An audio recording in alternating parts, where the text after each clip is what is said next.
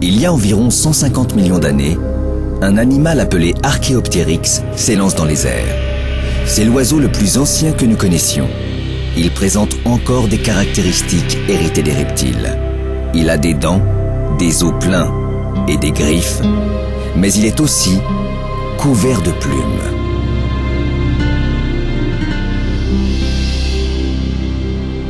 Au cours des 75 millions d'années qui suivent, les oiseaux perdent leurs dents.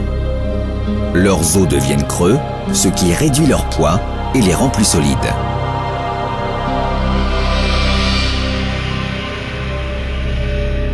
Les plumes se perfectionnent, ainsi que l'aptitude au vol, sans doute pour permettre aux oiseaux de fuir leurs prédateurs, d'attraper plus rapidement une proie ou de se déplacer plus facilement.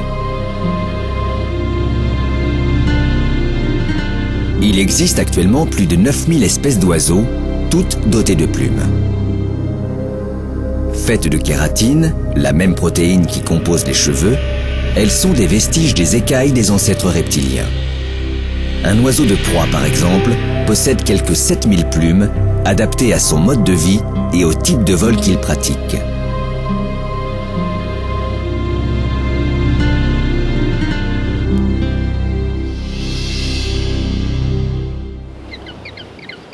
Mais les oiseaux incapables de voler possèdent eux aussi des plumes.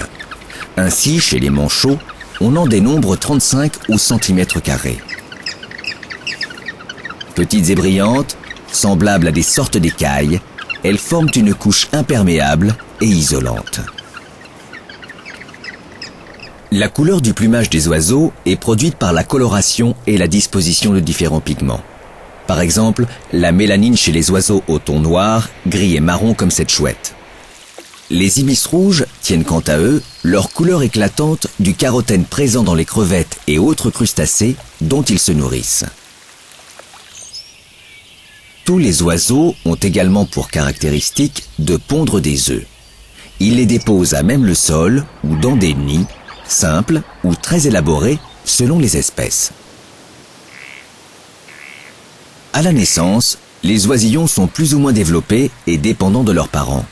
Chez les canards, ils quittent le nid dès l'éclosion, suivent leur mère et cherchent eux-mêmes leur nourriture. Chez d'autres espèces, en revanche, telles que les albatros, les jeunes doivent être nourris par leurs parents pendant plusieurs mois. De nombreux oiseaux migrent chaque année entre leurs lieux de reproduction et d'autres lieux de séjour où la saison hivernale est plus clémente. Certains colibris d'Amérique du Nord traversent ainsi le golfe du Mexique au début de l'automne pour aller passer l'hiver en Amérique centrale. Au printemps, ils effectuent le chemin en sens inverse. De telles facultés d'adaptation ont permis aux oiseaux de peupler la quasi-totalité de la planète.